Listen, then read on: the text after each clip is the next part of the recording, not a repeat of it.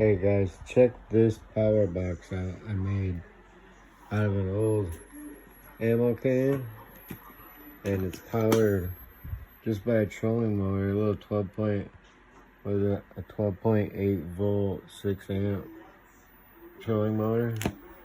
And you got your main, and look at, you got USB power there, and then extra USB there. And then I wired this up. Look, you got a little flashlight. And when it's sitting down, flip this switch, you got a lantern if the power goes out.